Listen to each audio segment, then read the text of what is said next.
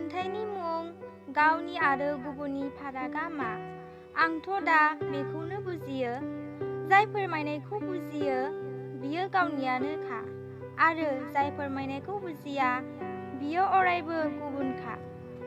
जाय गोजानाव थानानैबो खाथियाव दं बादि बियो अराय गावनिखा, आरो जाय खाथियावनो थानानैबो गोजानाव थानाय बादिसो बियो अरायबो गुबुनखासो।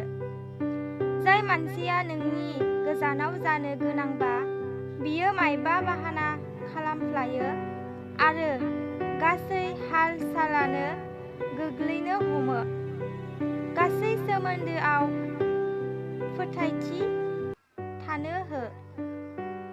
खुगानिफ्राय ओंखारनाय रावखौ गासै गोदैयै थानो हो। बिनोथ' मिथिनायनि संसाराव थांना थानाया गावनो गाव साननानै नाय, आरो गासैखौबो साननानै नायनो हो।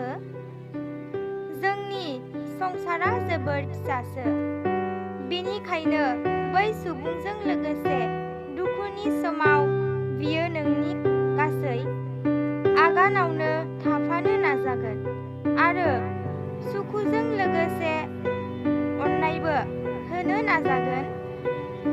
बेखायनोथ'